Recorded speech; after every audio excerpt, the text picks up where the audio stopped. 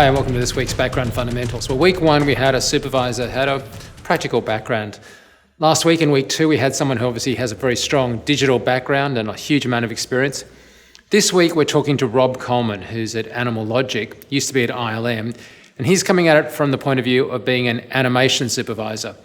Now I'd almost hesitate to say that we'd call Rob a director, but he's not. He works with directors in animated films such as the Lego films.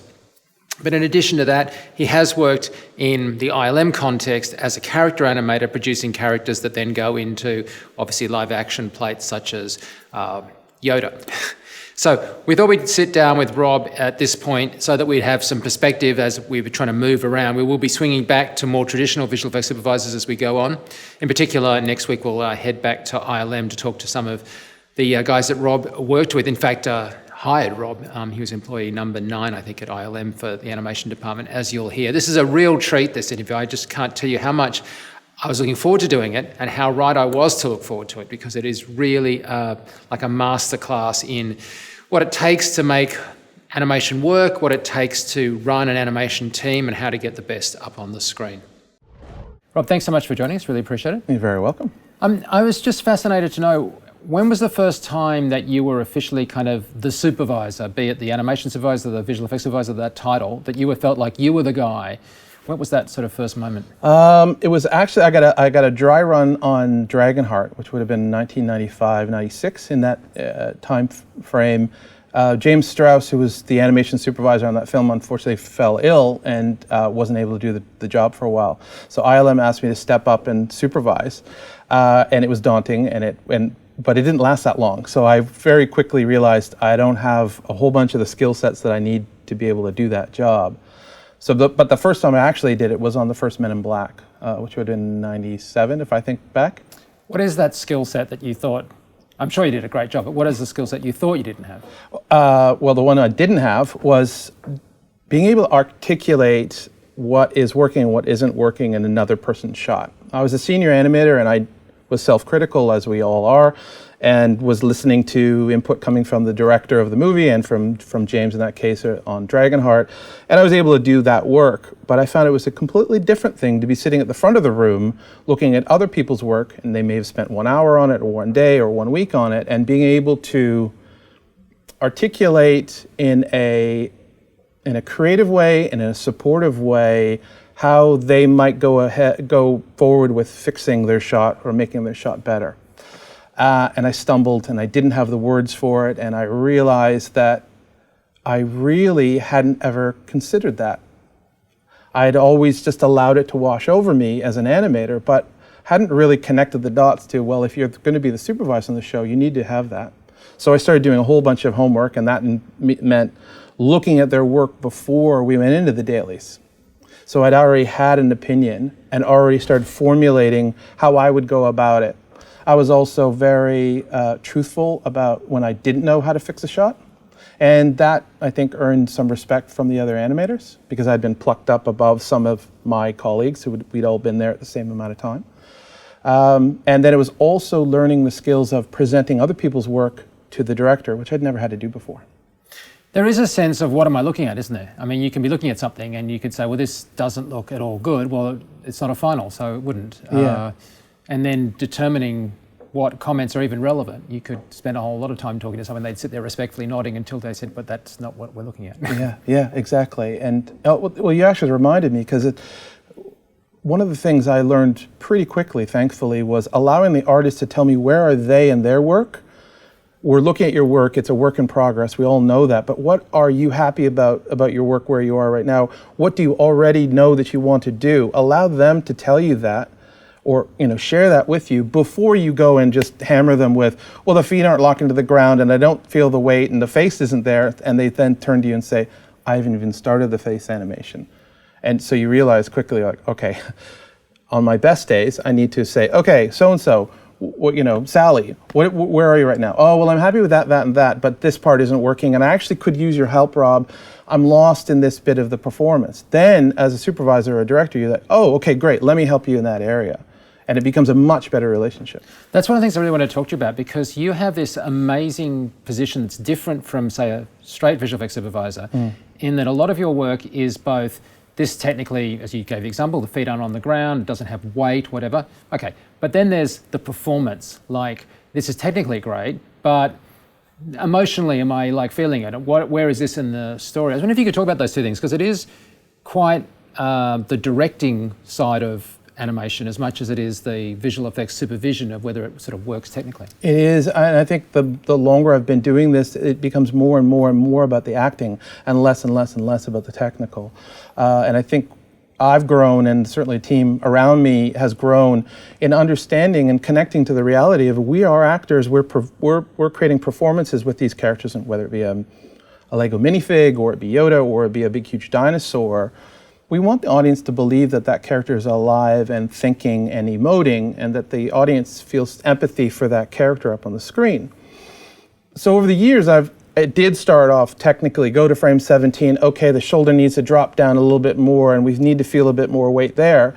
Or, oh, we can't get that skin to react the way we want, so we're going to change the pose so that we can get it to work technically. That has gone away, thankfully, over the last many years, and it's now more about looking at the performance up on the screen and saying, do I believe in this performance? Does the character feel like it's in this world, whether it be live action or fully animated?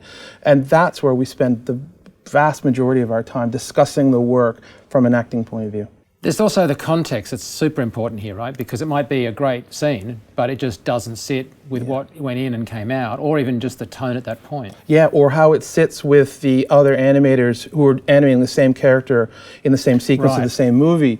One of the biggest challenges that I recognized early on was people use terms like it's like herding cats. But you've got, let's say I've got a team of 15 animators all animating the same character. Well, each person comes with a different skill, acting skills, creative skills, technical skills. They approach the work differently. They're all individuals. And as a supervisor, obviously, you're trying to pull one cohesive performance out of those 15 individuals who have different abilities and understandings of how that character is. Additionally, you have the director as well, who has an idea of how the character is. So as a supervisor, you're in there really trying to just help the group find the character. And some of it comes along because someone comes up with a really great piece of performance that I hadn't even thought of. Director didn't even ask for. Animator has an idea and pitches an idea in the what we'll call the development phase, or even the shot phase. And then once again, I think on my best days, I say, that's awesome. It's nothing like what I thought I was going to get. But let me take it to the director and pitch it to them and say, truthfully, what is this? So, Sally came up with this idea, and I think it's awesome, and I think it fits really well in your film, and then have a discussion about that. Director agrees, doesn't agree, or if it says somewhere in between. Being able to take that back to the team energizes the team, obviously, because they are part of the whole creative process. You want them engaged, and you want them putting a little bit of their humanity into the performance, because it'll just come up on the screen. Okay, so I think you know me well enough to know that one of my favourite things you ever did was a cloak moving aside and a Yoda going for a lightsaber. It was just a spectacular piece of animation. But in that moment, I was, of course, totally there with, oh boy, this is going to be great, he's going to kick ass. The point was, there's some point earlier in the process, be it at a storyboard or whatever, how far you want to go back, that there wasn't the humanity. For you, when does it become alive?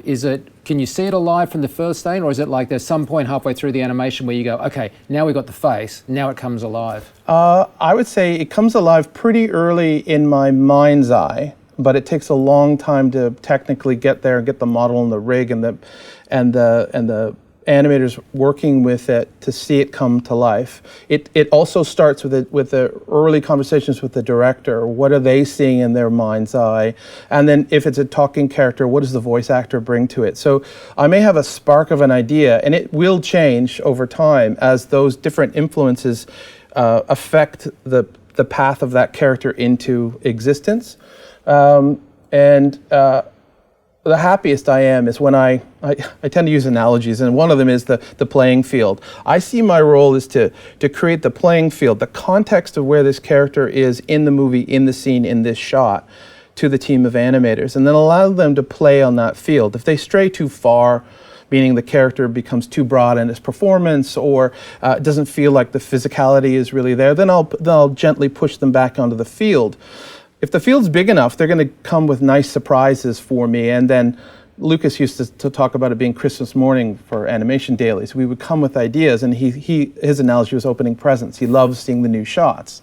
And that truly is the most rewarding time, because you've created an environment where you're not shackling an animator down to, on frame 17, the elbow must be here. It's more like, I want to feel that this character is about to go into a big battle. I want to feel what it felt like to look at a Western and see a gunslinger push back his duster. But let's just hit on that for a second, because there was no way you could have known how well, I mean, maybe I give you more credit perhaps, but it just felt like that was a risk, that there was an actual risk with the performance of the character. Oh, yeah. And it totally worked. I mean, it just so worked. But there must have been a point on paper that certainly I and a bunch of other people would have gone, let's see, because it may look odd. Well, in this particular case, you're absolutely right. He has his robes. He had his lightsaber on his left-hand side, and it actually came out of a practical thing, which was he had short little arms, and it looked silly. It was Tim Harrington, I believe, who animated that. Tim was trying to get it to look, and it just looked awkward and silly. And I'll give Tim the credit. Tim pushed the duster back to show us the lightsaber, because George Lucas wanted that reveal. And then it was Tim who came up with the idea for the lightsaber to come up. And that's one of those, I actually got goosebumps. It's one of those moments where I didn't tell him to do that. Right. I didn't pitch him that idea. He was trying to solve a technical problem, and that it looked awkward and it didn't look as powerful as it needed to, and he came up with that idea. And we all just went, we have to do that. Okay, so now that was a character that was already in, cinema folklore. Yeah. So there's a good backstory there. You couldn't have grown up. Except that no one had seen him fight before. No, absolutely. But I'm going to jump forward to say Lego, where you don't have that. You don't have a character on screen where the audience can, an animator can't possibly walk at the character and say, well, I've seen this guy when I was growing up. I know a lot about him. Yeah. So is there the same acting job that a traditional actor would do in terms of giving the animators backstory on the character? Because that decision that was made with the lightsaber, brilliant, but to a certain extent, it has to have been informed by the whole mythology of the Star Wars things. Yeah, and the style of fighting, yes. But whereas in Lego, which is actually, I think, a sort of a more difficult challenge conquered, you have no real ability to squash and stretch your characters. They're kind of moving on very mechanical things. Yes. The faces are a nightmare from an on-paper point of view, because you don't get to squash and stretch them.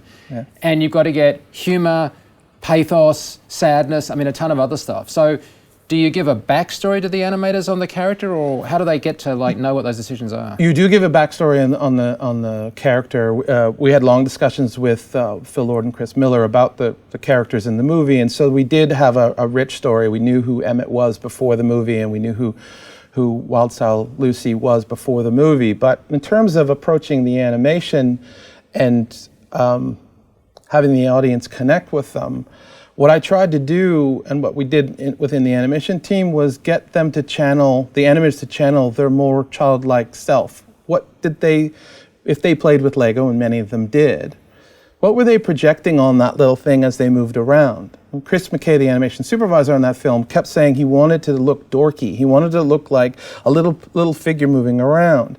So we actually used the limitation of the Lego figures, no bending at the elbows and knees, as okay, we're not going to do that. We're going to, how can we make an interesting run? How can we make a cool walk? That actually wasn't too much of my worry. My worry was the face. Yeah.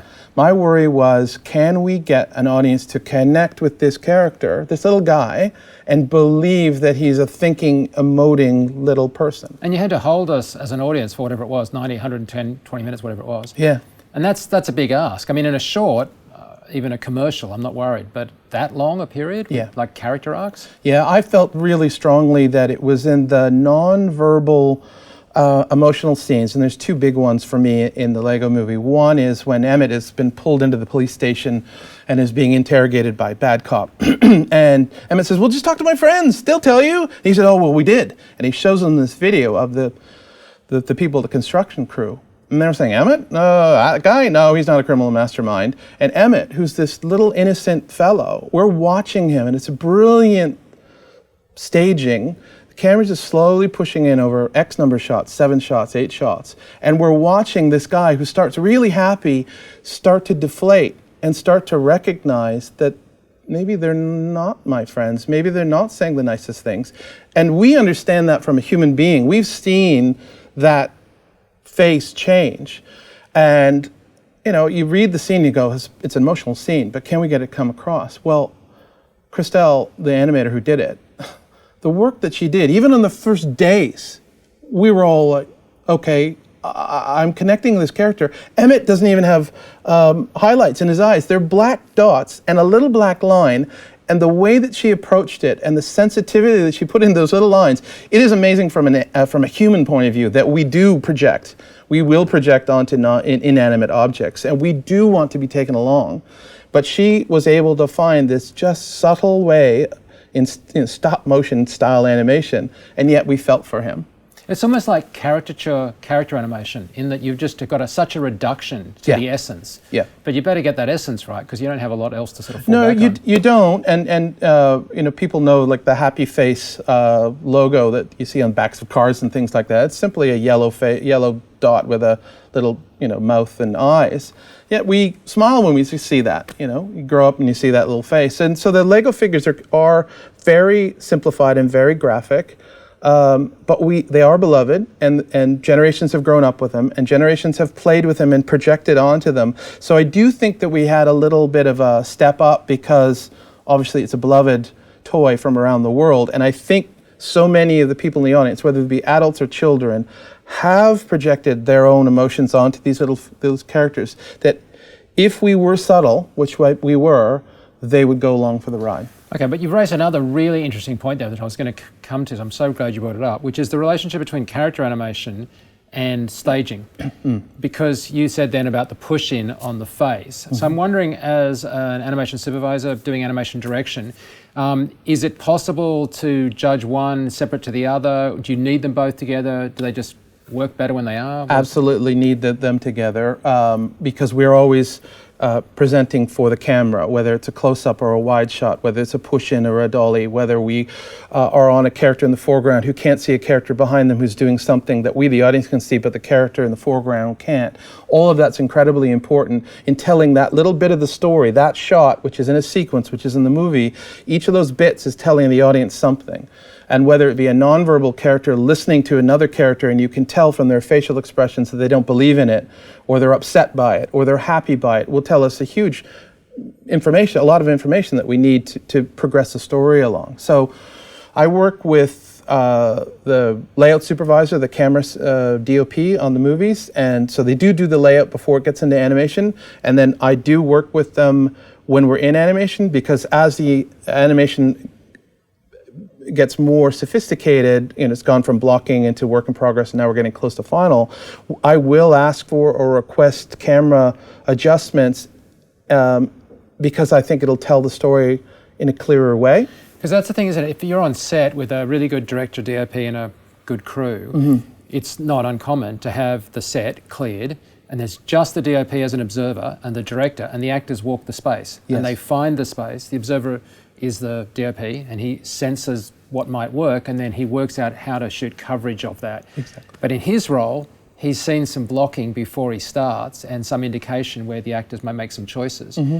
But you're the exact opposite of that. You were saying that the initial blocking is we don't have anything. You've got no choices made by the effective actors, which are the animators.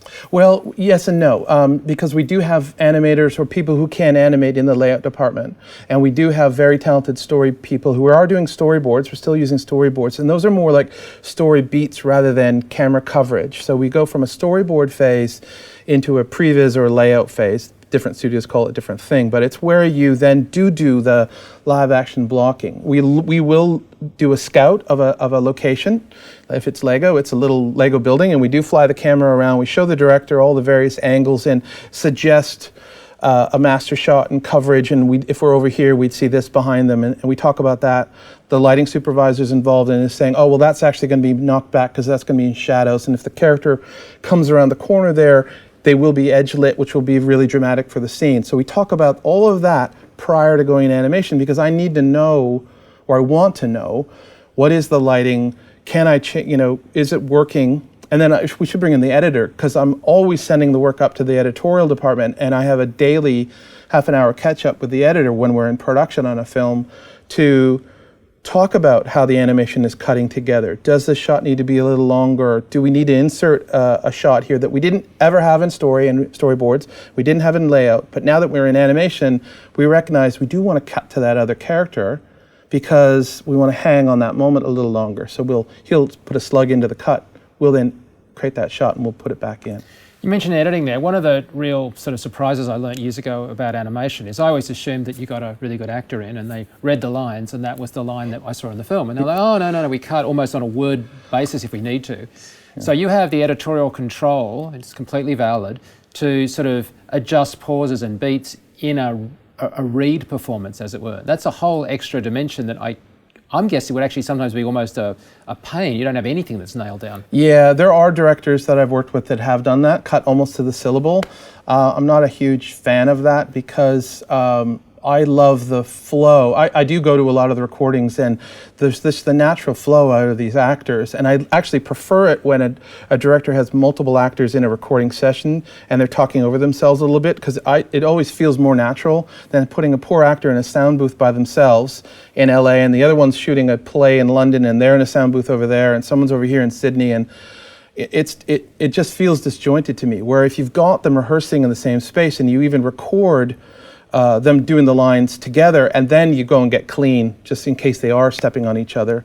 It feels like more energy to me when you do that. And that is how Lord and Miller tried to do the voices for the Lego movie and I was really happy with the voices we got. If we leave Emmett aside for a second, which is, more of a sort of a dare I say it, normal representation of a person, but we pick a penguin, a Batman, somebody that isn't just meant to be themselves. Yeah. How much does the physical performance of the voice actor feed you and what you take through to the animators? Is it immaterial or vital? Oh, it's vital. Right. It's absolutely vital. The voice actor, I really feel that they're obviously the first people to put the stake in the ground about that character. So to me, it starts with, I want to see them performing. Do they talk like this and crunch their face up? Do they move around when they're standing at the lectern? Will the director let them move around? I think I just recognized that character. Do you? What? I'm a Tidarian. I'll videotape them. Now, that said, I won't always show that video to the animators because some of the great actors I've worked with, and a couple, Frank Oz does Yoda's voice, obviously, but he has to kind of really twist his neck, and he tends to have his arms straight. I'm not sure. He told me he had to sort of get his throat in a certain space for it to come out as Yoda. When he's doing it on set, it sounds like Grover, but when he's doing it for us, or did for us on the movies, he had to do this thing. But you're saying he's doing that not to find the character, but to find the voice. To physically get the voice to come out of him. Right. Well, having a man doing this is not going to help me with the performance. We did record Sean Connery, for example, for Dragonheart. Well, he stood at the lectern looking through his reading glasses and barely moved. There was nothing good there for the animators to pull from. So what in those cases... Can I just say that, by the way, the performance you guys got on Dragonheart, I mean, is not given enough credit. That was just sensational for its day. Yeah, for its day, it was unbelievable character animation. Well, thank you. I mean, we were very proud of it, and then a little bit sad that not too many people saw that movie. Well, yeah, but that's my point in raising it. It was just an amazing piece of character animation. Well, in that particular case, it was very interesting because so they had designed this beautiful-looking dragon, and he had a very hard, scaly forehead. And then James and I and some of the senior animators started doing reference on Connery. Well, I can't do it, but Connery has independent control over his eyebrows. And so much of what he does is that, it's this, well, Moneypenny, and then he'll go like this. So we cut together what I have now started to call, or have been calling for a little while, a spirit reel, which is the spirit of the character. So we pulled from Hunt for Red October and the James Bond films and a bunch of his films, cut it all together, had stills up in the studio, and then realized, well, our dragon had no movability in his forehead. So the animation department actually pushed back and said, to be able to create that performance, we're going to need to lift that up because it's so much of Connery's in there. It's also that he talks out of one side of the mouth and then he'll go to the other side. Oh, yes, I am the last one. He'll do something like that. So we wanted the dragon to do that. So get back to your question, I want the animators to be listening to the sound, and I want, if the character has a lisp, obviously I want them animating with the tongue so we can see that. Or do they talk out of one side, like Watto or the dragon? With Emmett, we listened to Chris Pratt. We did videotape them, but we didn't actually hand that to them because it was so graphic, the Lego guy compared to Chris Pratt, that there wasn't a corollary. But there were things with his hands that Pratt would do when he was talking that you do see in Emmett. So it wasn't necessarily a facial thing, but it was a body thing. You'll get little indicators from that. So from my point of view, a real compliment I can pay you is that I didn't see the actors in the characters. In other words, I've seen to other animated films that you weren't involved in, and I like to hear the voice of a character, and I know exactly who that actor is, and it's almost like, well, I guess it just breaks suspension of disbelief. But no matter that Sean Connery's voice is the most well-known kind of voice of its class, I still see a dragon, which I think is really important. But does that have a feature for you in terms of your thinking that I need to be this character because the actor is meant to be acting the character, not being themselves? Yes, that's a great question. I don't want to just make a carbon copy of the actor themselves. I don't want the audience to just say, oh, that's that actor. I want to listen to the voice because they are playing a character and then allow the animated character to also come alive. And that's a big part of that is obviously working with the animation crew with the direction from the director and saying, well, to the director, how do you see him moving? What is he thinking about? Where has he been before? Which goes back to what we talk about in acting. What's the backstory? Where has he been just before this scene? What's on his mind? And then listening to that voice, and I always tend to close my eye because that's what I do when I'm listening to it for real, and just focus on the voice. And it's less about the face.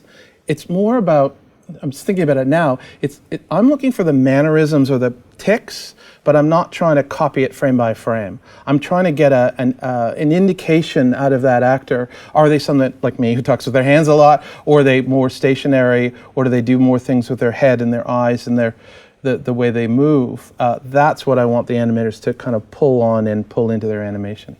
There is a really interesting correlation, though, between hand movement and speech, as one knows if you've ever described a spiral staircase without trying to use your hands, right? It's just like, it goes around. Yeah, it goes around. But it's not arbitrary. I mean, it has to be the right beat. Oh, yeah. Or there's a kind of a cognitive disconnect, even though you can't put your finger on it. Yeah. And yet we tend to talk about facial animation, and it's almost as if we imagine that we get them moving around with their arms and then we stick a face on later. But they have to work in sync, don't they? They absolutely do. And you actually remind me of, I see it a lot in student reels that come in.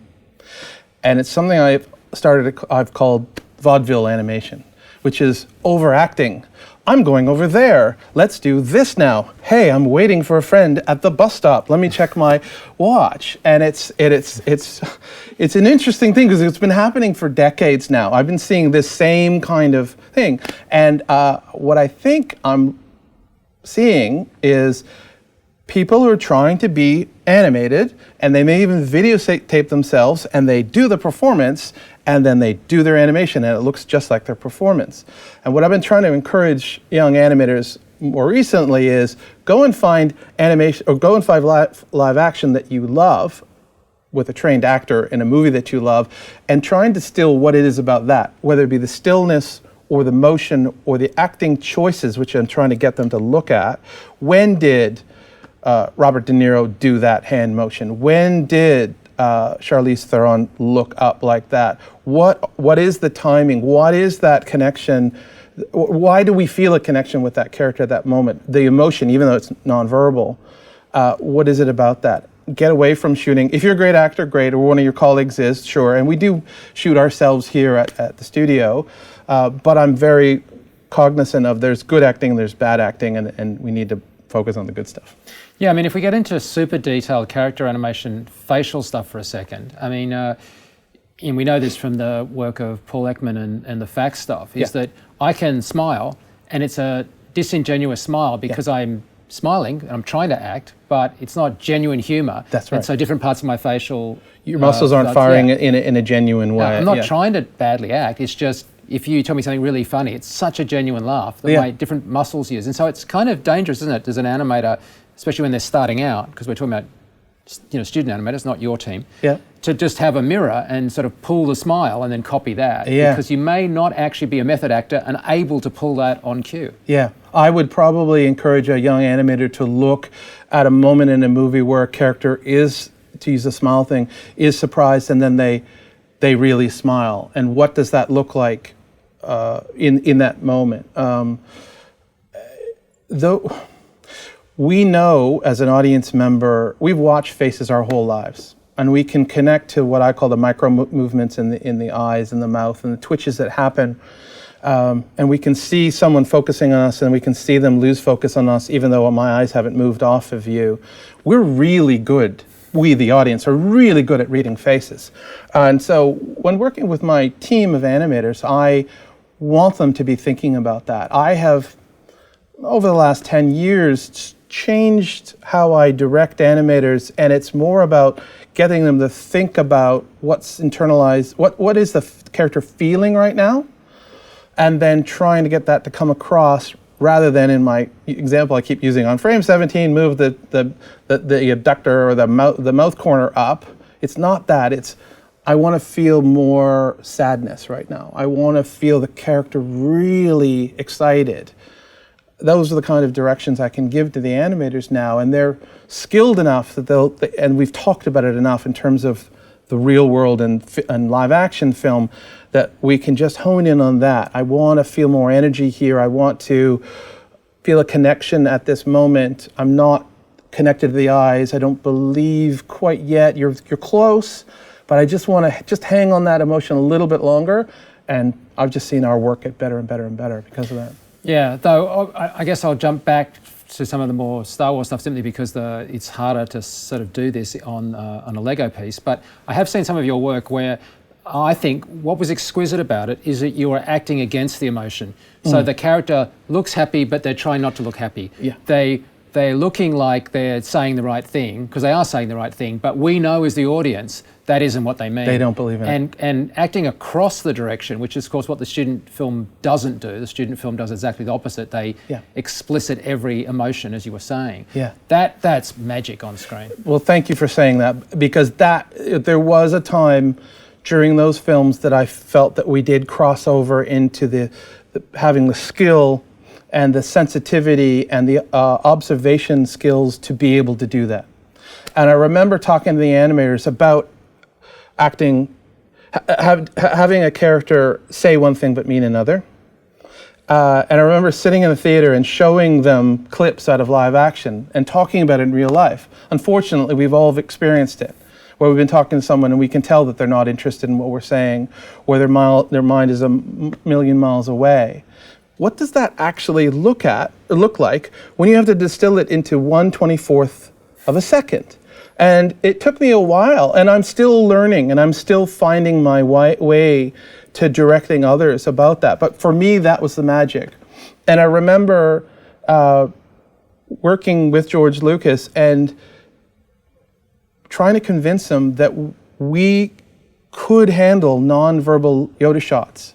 Live action films, we see it all the time. Characters talking, cut to a reaction shot of a character isn't talking. We, the audience, see everything in their face. It tells us everything that's going on. I mean, that's the acting right there. That's the acting, yeah. Exactly. So, animators, it sounds weird, but the voice, the talking shots, you've got a crutch to lean on, the voice. The pure acting shots are the non-verbal shots. And I'm still working with a team here, but when it works, it's amazing, and it was so rewarding. I remember talking to one of the animators on one of the Star Wars films, and I said, okay, this is an incredibly important shot. Palpatine's saying this thing, and Yoda doesn't believe in him, and we need a shot. Yoda's going to turn, he's going to look back, and he is going to tell us that he doesn't trust this guy. And there's no dialogue. And there's no dialogue. And I remember she was upset. She said, well, you've given all the guys all these great talking and acting shots. And you've given me this, non-verbal. I said, no. You have demonstrated to me that you have a subtle, your animation is so incredibly subtle that you are perfectly cast for this. Fast forward, a frame out of that shot ended up on the movie poster because Lucas loved it so much. And she came back into my office and she said, I think I owe you an apology. I said, no, you don't. You delivered. And I am so proud that frame, that nonverbal, computer-animated, synthetic character earned a spot on the movie poster in that pose because you nailed it. Yeah, it's that real performance where we, as the audience, are transcending the obvious. that is the performance, as you would say. I mean, it's not how many lines you've got on the page. It's, No. Do you believe that character's alive? Yeah. That's what and that's, we do that with the Lego too. Do you believe the character's alive? Yeah. No, the only reason I mentioned that with the Lego is because, well, I actually had a segue into the next question, so I'll go right there right now. Okay. Because what I was going to say now is, if I can swing back to the more abstract characters. Yeah. So if you've got a character now who is in the shot and who isn't giving the performance of the shot, but they're clearly in shot, and we don't want them distracting from that performance, but we also don't want them looking like a cardboard cutout that any moment's going to fall over. Yes. That's another challenge to an animator. It is. I won't name names, but I had an animator working with me on one of the Star Wars films, and the beloved character Jar Jar Binks was sleeping in the background of the shot. The shot was about live action characters in the foreground, but for continuity, we needed him in the background. Well, this poor soul was trying to demonstrate to me that they're a great animator. If I was working for you, I'd want to show off. I'd want to do my they best. had him, he was sleeping, and then he was snoring, and then he was moving his arms around, and he was changing his feet on the table. And I was like, no, less. And what ends up in the movie is just the slightest bout of breathing, and maybe a little bit of a movement in the eyelids, and that's it. You just want a little bit of life there. Yeah, you have to be sensitive to where your character is and what their responsibility is in that shot. If I'm seeing a film for a second or third time, I actually quite like watching a really good actor next to somebody who's giving a killer performance. Yeah. Because in the first couple of times through, I can't take my eyes off the hero performance. Yeah. But if I make myself, because I've seen the scene, look at the other people, I think, how are you making those choices so that A, you look like you're paying attention, and B, I don't want to look at you. Yeah. I want to look at this person. Well, I've watched a lot of interviews of actors, and the recurring theme you hear when they're really happy is that they're working with another actor who's very giving. The word is giving, and so in your example there, the other person is giving. They are not pulling attention to themselves, but they're still feeding the prime actor, we'll call it in this scenario, who is the focus of attention, but the secondary or the B character still needs to be alive and believable and in character, but shouldn't be bringing attention to themselves. Shouldn't, if they're standing by the table, be pouring a big glass of wine or playing with their hat if the other character was supposed to be listening to them. They just need to be alive enough and not pull the attention. And yet there are winged characters selling things on dusty planets that have got some really great secondary, scratching themselves and doing stuff that gives them a lot of personality. Still doesn't distract me from a lead actor that's talking to them. Yeah. But that does make me feel like they've got life. In that particular case, it's a balance. It is a balance. It's trying to find... I reckon I'm referring to, right? Well, it's Watto, right? Yeah. So in the case of Watto, we were trying to show him as this. He's a caricature of a character. He's this pawnbroker, car salesman guy who's a grump. Do we hate him? Do we like him? Yeah, exactly. Yeah. And so, and this was early days. So this is a while back now. So this is what, 97? We were animating that scene. Those scenes, and it was about trying to find business for him to do. Because if I go back to myself in those days, I was worried. Computer graphics can lock off and look dead, and I would say that we were trying to find business for him to do, and he was kind of cartoony in terms of certainly his design and what he was, and then the voice that Andy Seacombe gave him, all of that layered up to be what Watto ended up being. I mean, it is true that, and actors have admitted this, that they can deliberately do actions to sort of hijack a scene. Oh yeah, yeah. I've read that too. Yeah, where the editor can't cut away from them. They have to stay on that because the actor won't stop moving, or he hasn't finished his. Rob Lowe tells a story about up against the actress who is in Downton Abbey as the matriarch. And she was going to act him off the screen. And so he asked for the props guys to give him a matchbox that already had 2 matches. And the first thing he did is blow the first match. And then the second thing is he realised there was only 1 match in there. And he's not saying anything on this whole scene, but you can see he's only got 1 match. And he's about to strike it for the whole of her dialogue. And it's like scene stealing, that's what it is. Yeah. Like, okay, we don't want that. But having said that, it is possible that you can inadvertently do exactly that, right? You can come up with some really great action and the audience is like, I'm over here now. Oh yeah, we'll sit in animation dailies in this theater and we'll look at stuff, and an animator with no malice is just animating their stuff, and it's hilarious. It's so funny, but it's not the prime character, and we're in tears laughing. And then with the end of the review, we kind of say, but we can't use it. We got to tone it down. So that is that thing about killing your babies, right? It is, yeah, it is. And the animators who understand and we're honoring the great work, but then it's also looking at it in context and saying, we are dragging the eye. We shouldn't be dragging the eye. We're going to save that bit of business. We'll put it later in the movie. But you must have had a couple of those where you were like, oh, it's such a line call because it's so good. Oh yeah, and that's when the ones you show all the way up to the director. There's ones that I'll just say, look guys, the director's going to think that we've lost our mind, so we can't put that in there. Or the editor's going to call me on it the second I put it up there. So we're not going to do those. That's part of the honesty of being an animation supervisor, being an animation director, where you're having a dialogue with the team and you're trying to pull the best performances out, and you'll go over the mark. More times than not, I'll want them to go broader and I can pull them back rather than them inching towards a performance, which I get from some people where I'm trying to pull, bigger. Use the reins, not the whip. Yeah, because I always find it's easier to pull back than to pull up. Yeah. And so for that younger animator that maybe watching this and is really keen to impress a you or another you in somewhere else. Yeah. So what is it that you're looking for on the reel? I mean, genuinely, like, what is it? Because many of them are very good character animators, but that means they're not necessarily going to have the kind of subsurface scattering on a character that gives it the kind of... I don't need that. No, I'm looking for acting, period. I'm looking for, do I believe in the character?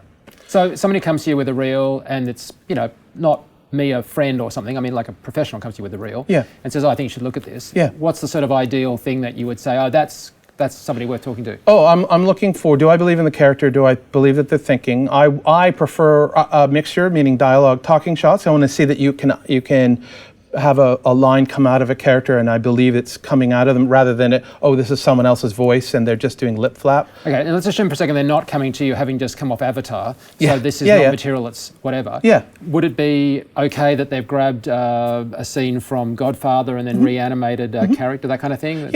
I'm fine with that. If it's the more famous movies, I'm going to know the scenes. I don't want you rotoscoping what the actor on the day, what Al Pacino did. I don't want that. I want the interpretation of that line that you've pulled from a movie that you love. But I'm also interested in, as we were talking about the nonverbal shots, I'm really interested in seeing that. So pick a little scene or pick a line that you're actually not going to animate, but you're going to have a character react to. Is your choice to have them, they're all excited and then she says this line and you're deflated, or is it the opposite, or is it that you're distracted and you're playing with a box of matches and then you're pulled into whatever that character's saying? That's going to tell me a lot about your personal acting choices. And there's things like, of course I want to see, do I believe in the weight of the character? Have you thought about the overlapping action? Does it feel real for the style of character you're animating? Do you want this kind of primarily narrative, or is it okay to then put some walk cycles in? Yeah, you can do that too. For me, though, I'm going to be looking mostly at your acting shots. And your walk can have attitude. I don't want just a mechanical walk. I would prefer it if you had a character with attitude, whether it's just a goofy guy walking along or it's someone who's down and sees something and a change of emotion is always a good thing to have in there. Because I'm looking for, with a junior animator, I'm looking for potential. Do I see something in your work where I think, ooh, that person has a sensitivity about acting, about performance? I want to talk to you about something that John Lasseter said in a lecture that I happened to be in. So this was years ago, and he wasn't, as big a box office mega star as he is now. But he was talking about Luxo Jr. and he was saying, and this is going to get to a question, I promise.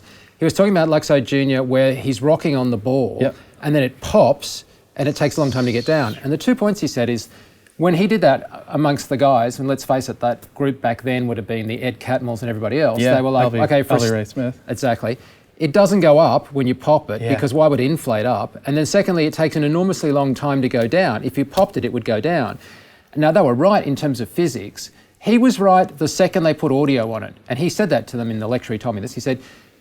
I said, no, guys, wait. You need time for the audio guys to give you the joke, and the joke's going to be the hiss coming down. Without the audio, the joke doesn't work. And so my question to you finally is, that relationship with audio, I imagine is rarer in a student reel, but if you see it, that's the sort of potential that might be there. Oh, yeah. No, audio is incredibly important. Because it's breaking physics, but it works. It is. And so in animation, we talk about in strong posing and great timing. And what John's talking about there is great timing. He understood from his core that he wanted that moment for us to appreciate, we've heard the sound, and then we get the, just wait, what's going to happen? And then so we have the long down. It's not about being physically correct, scientifically correct. It's about what's going to happen next. But it was an emotional hiss. It was an emotional hiss. That gave us the sadness of the whole So scene. whether what I don't know is whether John was just making that sound himself when he was animating, or which would be my guess, because no one would have given him the sound at the right length for him. He would have blocked it all in. He would have gone, and then he would have changed the timing and gone, and no, a couple frames back, and he would have played with that until he found he was in the right place, and then he would have worked with, whether it was Ben Burt or whoever did the sound for him on that one, they would then have worked with him and given him the sound to fit to his animation, and then he might have tweaked it beyond that. But that would be my guess of how you would approach it. Because I think that is the clearest example ever of like one camera, two characters, no facial work. I think like two lights and maybe a bit of ambient. I mean, it's like stripped down. There's no editing per se, and yet it's masterful. Yeah, and it is an exercise in understanding audience emotionally responding to timing in a way that you were saying you don't get if you just rotoscope an actor. Because you rotoscope the actor, you don't get that. You get a different thing that's... Well, yeah, what you get is, you may not put the accents in the right place. I can draw over a character, and yes, I can figure out where the height of the arm goes up to, and that's a keyframe, but it doesn't mean that the timing's going to be right when you apply it to an animated character. So I don't mind. I encourage the animators to look at live action to get a sense of timing. How long does it take Buster Keaton to go across and do that thing and it falls down? When a character's running down the road, how long does that take? And what's the cadence? And yeah, we do look at all that stuff, but then we need to pull it into what's the reality of the film we're making right now. Is it fully animated, meaning it's got its own, or it has the room to have its own physics, or is it an animated character going to a live action, which means the audience subconsciously is judging the real actor and the way they move versus the CG actor, the computer animated actor, and the way they move. And we need to be sensitive to that and understand that the audience, whether they're in the front of their brain or the back of their brain, they are constantly going, am I believing? Am I believing? Am I believing? Oh, something went wrong, and now I'm in the uncanny valley, or I'm in the, oh, that doesn't look right, or the character moved too fast. We animators always need to be thinking about that and having a critical eye. Don't fall in love with your work. That's why group dailies is a really important part of what we do. It's such a collaborative sport, isn't it? Hugely. Massively. You've got to be able to take criticism and not take it personally. You do. I mean, any young animator coming on an animation team, you have to get over that quickly. I will tell you, I had been animating for a long time before I got hired at ILM. I got hired at ILM in 1993. I was the 9th animator in. There were 6 of them that did Jurassic Park, and then there were 3 of us who came in afterwards. I was freaked out. I got the job because I had enough skill, obviously, to get in the door. But then I drove myself almost insane over the next 6 months because I was super freaked out anytime they critiqued my work. I was not able, I'd lost my own compass. I wasn't able to even judge my own work. I'm surprised that I actually survived. But luckily I had good, strong seniors around me who just said, it's okay. It's iterative, what we do. It's iterative and it's collaborative. And once you realize that we hired you because we see potential, and we like what you're doing. Yes, there's revisions you need to do, and you're not going to lose your job. It's not going to be perfect right off the bat. Okay, so just in finishing up, the only relationship I haven't discussed, which I was really keen to just touch on, is your relationship with a director and the difference between that relationship when that director is directing an animated film and that director is directing a live action film that has digital characters in it. Is there a difference? There isn't much for me. Because I'm always talking to them about the digital characters and how the digital characters are going to interact with the world. And whether the world's live action or the world is fully animated, it's always about, for me, who is that character, what's going on inside their head, and where and why are they in the story. Now, there are extra things that come into it if it is live action. So if it is in live action, then I want to make sure that I'm talking about the physicality of the character in relationship to the live actors. And I'm very sensitive to and do have long discussions with them about, I'm worried that the character's moving too quickly, that we're breaking the laws of physics, that I lost the weight, that the audience is going to be pulled out of the movie. That is much more of a discussion that you have on a live action hybrid film where you have animated characters in the real world. That's less of a deal when you're on an animated film because audiences are happily to go along. You define the world in the first few shots of the movie, and if people can walk on clouds, then they walk on clouds and the audience has no problem whatsoever. If they float around and they bounce and they do things, and some characters can do that and others, they couldn't care. So that's fine. It's just that once you define that world, you have to stay true to that world. If you then introduce a character that doesn't match that, let's say we've got a character that's got all this overlapping action and it's animated on ones and he's smashing through the floor and he's got these other little dinky characters around, you honestly say, well, he doesn't feel like he's in that world. So I don't want that to happen. And so we do talk about that with the directors. But otherwise, your relationship with them remains fairly much the same, which has to be almost like it's not a second unit director, but it's also not a supervisor because you have so much of the acting under your domain. It is predominantly, in my mind, an acting job. I tend to work with visual effects supervisors who look after the technical blending of the image into the live action plate or the lighting and compositing of an animated character in an animated world. I know about that, but I don't need to focus on that. You're not sitting there reading SIGGRAPH papers on subsurface scattering? I'm not. I'm going to the performance sessions and I'm listening to... You ever done any acting classes? Yeah. Actually, I think that's one of the reasons I got into ILM. I took a baby clown course in Toronto. I'm sorry, what? A baby clown. It's when you get to earn your red nose. You don't have your red nose.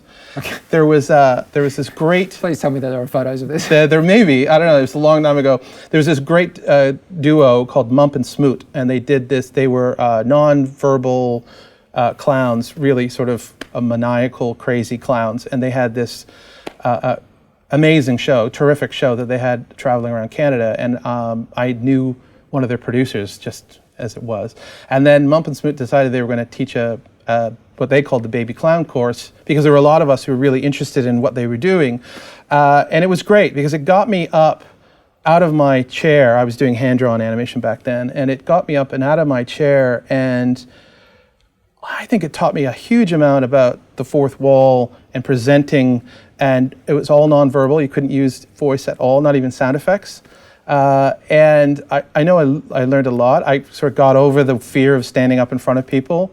In high school, I loved theater, but I was always behind the stage. I loved working the lighting and the sets and the stage direction, but I was too afraid to get up and actually be an actor. But I was a frustrated actor, and I think that's why I moved into animation. That's because I wanted to bring things to life, and I wanted to animate, and whether it be little plasticine characters when I was really small, or badly drawn animation when I was in university, and then I had an affinity and love of computers and got there at the right time. And puppet animation's something I want to do, and CG is digital puppet animation, so that's kind of got down that road. So the last question, and it's a cracker. Yeah. Did you earn your nose? I did. Oh, good. I did get my nose, and it's funny because I think the nose and a couple more things I put on my resume actually got me the interview at The nose ILM. was on your ILM interview? Yeah, because I was so freaked out that I actually was applying to ILM. I was a huge fan of their work, from being 13 when I saw Star Wars. And I was sitting there preparing my covering letter and resume, and I decided I thought, there must be hundreds of people applying to this, and I have to stand out. So I put in all the regular things you did, and then under interests, I put baby clown certificate. I put down, I played a cloud in my second grade play, which I did, and I put down, I cook a mean leg of lamb. Those were the first three questions that ILM asked me when I got there for the interview. Tell us about the baby clown. So, what do you put on your leg of lamb? They didn't talk to me about any of that stuff to start off with. It was me as a person. That I obviously showed them that I was just a little bit quirky, that I stood out from the crowd. They obviously liked the real, but with that covering letter and that resume, I'm convinced that got me in there. Yes, I once put underwater basket weaver on the bottom of mine to see if anyone was actually reading it. Yeah. I put that in our yearbook. Actually, I was the yearbook editor. Oh, really? And I put Underwater Trivial Pursuit Club, and we wrote a little thing about all little pieces floating to the top, and the club was not very successful. The teacher wasn't amused, but I put that in at the very, very end, and they clearly didn't proof my work. So it's in the yearbook. Real joy talking to you. Thank you so much. Oh, thank you. Thank you very much.